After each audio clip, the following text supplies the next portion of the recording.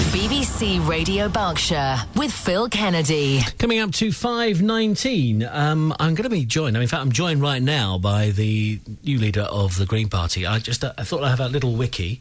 And given the fact we've been talking about Sports Personality of the Year, Claire Balding's my guest, looking ahead to that, and we've been talking about the Olympics.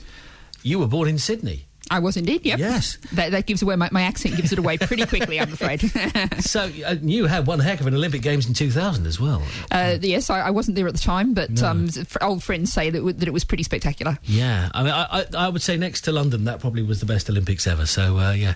Now, let's find out more about you, because I think a lot of people, if you sort of strolled up into the street and said, who is the leader of the Green Party, they'd probably say Caroline Lucas. That's exactly true.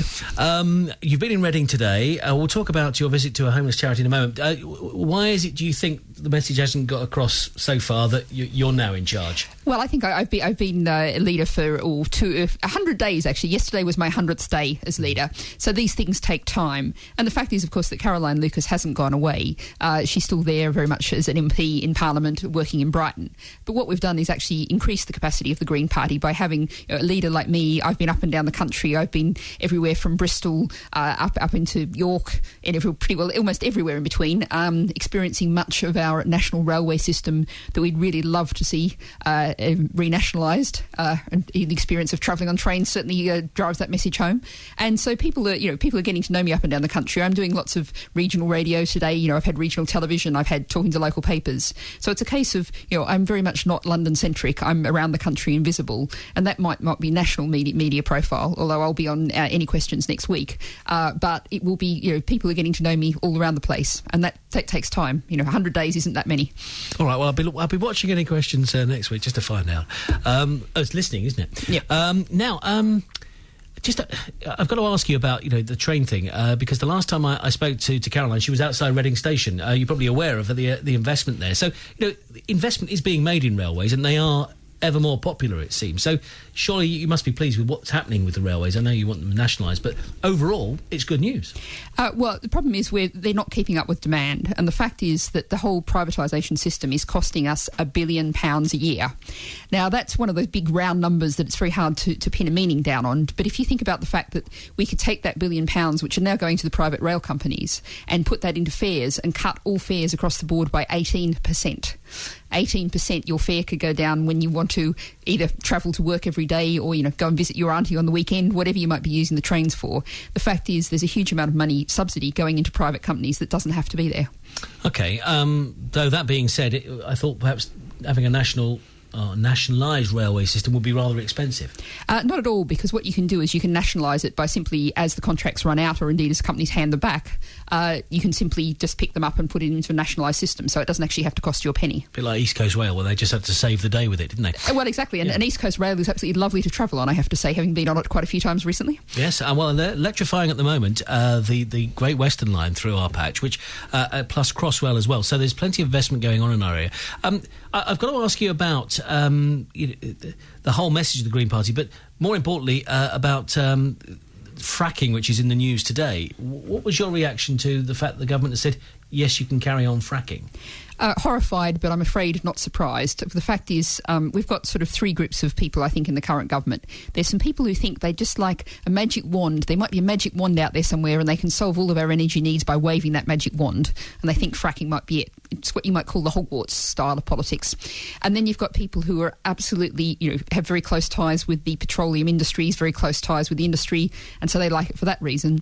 And then you've got some people who just have a real bee in their bonnet about wind turbines, and so they're anything but a wind turbine. Now, I think most people, if you look at what involves with a fracking rig, you look at tens of thousands of heavy lorry movements up and down the country. Compared to that, a wind turbine doesn't really look so bad. Yeah, I mean, are you not happy with the number of wind turbines we've got already? I mean, you go to somewhere like the East Coast, basically from Norfolk down to Kent, it's just one long sea of wind turbines. I don't think that's actually true, having been on trains a lot recently. It's really, there's an odd isolated wind turbine you see from time to time. There's a little bit of an island there going on there off the East Coast. I mean, certainly in terms of offshore wind, which doesn't have much impact, generally speaking, on the landscape, because it's often quite a way offshore. But the fact is, we can have a mixture of renewable technologies, offshore wind, onshore wind, solar. We can look to tidal in the future. And the other important thing that this government's entirely missing out on ignoring is energy conservation. They're basically taking the idea that we're going to keep using more energy every year. But in fact, what we need to do is look at how we can use less energy. That means warm, comfortable homes for people so that they actually have lower fuel bills, lower carbon emissions. And what's not to like about warm, comfortable homes and only using the energy that we really need to use? Yes, because I suppose when it comes to green issues, people immediately think, this is going to be expensive. But insulating your home is a green measure and your fuel bill goes down. Right. But the thing is that every time there's an environmental change, whatever it may be, it seems that there is then an extra bill to pay for because investment has to be made by those companies that are supplying the power or whatever. Well, the fact is we actually have to invest in the future of our energy supply because we've got a hole coming up that has to be filled. And the fact is renewables is actually the most cost-effective way to fill it. And there's a lot of misinformation around. The fact is, for example, in the past year, average fuel bills have gone up by about £100 a household. That's entirely due to the rising cost of gas. So what you've got, and the fact is, if you're relying on fossil fuels, you have no idea what the price will be in 5 years' time or 10 years' time. If you look at the International Energy Agency, they say prices are going to rise significantly. The IMF says the price of oil is going to double in the next 10 years. Whereas if you look at the sun, the wind, the tide, we know exactly what that's going to cost well into the future, which is nothing. Right. Obviously there needs some investment in whatever it may be, solar panels or but you've got the certainty about the cost because you haven't got that fuel cost. What about the Green Party itself? Do you think you're getting the message across generally? I mean, when you're here in Reading today, do you think people say, OK, we've got the Green Party? I think very much so. I think people are increasingly realising that whilst we're very much about the environment, we're also very concerned about social issues. I was talking to Unison people in the council today in terms of how the Green Party's been absolutely pushing the living wage agenda. Now, we believe that the minimum wage should be a living wage. But before we get to that point, we're working on Reading Borough Council, to say you should be a living wage employer. Not only all of your staff, but all of your contracted out services. Everyone should get the living wage. Now, for example, that's one issue that people increasingly recognise is a Green Party issue and is the issue that the Green Party's pushing. Another one we've already mentioned, renationalising the railways. Another one that we're very much being recognised on is the NHS. We want a publicly owned and publicly run NHS, and we're the only political party in the country that's saying that. Yes, because if you get involved in, as we already can see with Caroline Lucas in Parliament, you've got to have a sea of issues, some of which may not be environmental or green. So the NHS you'd like to be completely the National Health Service. Very much so, exactly. And we've always had these policies, but we haven't always had the chance to talk about them, and it's great that increasingly we are getting the chance to talk about them because we have a whole range of policies. For example, on schools, we're utterly opposed to free schools and academies. We believe in local community schools, decent, small, human-sized schools run democratically by the local community. And now, the fact is the Labour Party, who introduced the Academy School program, doesn't represent that position. The Tories, of course, are running off with these free schools. We think parents want a decent local school that they can just send their children to, ideally that their children can walk or cycle to. They don't want to have to shop around, tear their hair out, worry about all these competing schools. Some of these free schools are inevitably going to go broke. The whole system's going to fall down. What we want is a good, stable, steady system that's there when you need it.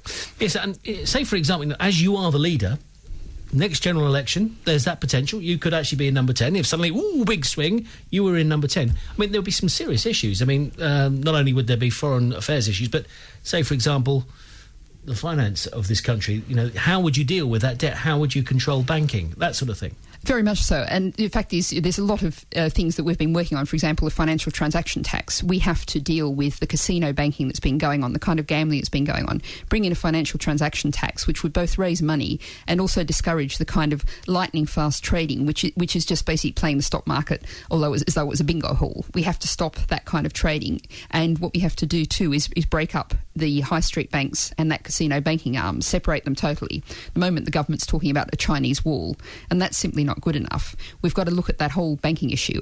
And we've also got to look at the reason why we have a debt problem, a deficit problem, is because of the banks. It's worth saying this again and again. It wasn't government spending that got us into this mess. It was the fact that we had to socialise the cost of the debt of the banks. And we can't afford to do that again. We have to make sure that our banks don't crash again, because the damage that would be done to our economy is just beyond thinking about. Now, you've been in Reading today, discovering more about the homeless. Is that right? Yep, very much so. I've been at Launchpad, which is a hugely impressive local charity catering to the homeless. And I think one of the really impressive things that struck me about it is that it's very much a locally based charity. They're there in Reading. They say, we only want to serve Reading. We're not trying to expand. We're not trying to build a great empire. We're here. We're relying on local businesses to provide lots of our goods and services, and we're meeting the needs of local people and making sure that people who've been displaced from society can get themselves back into society. And that means finding people jobs, finding people training, finding people a chance to get involved in allotment, food growing, all sorts of different things. And it's really a hugely impressive charity. I was, very pleased to see. And they're also they're actually doing up homes within Reading to provide new accommodation for people.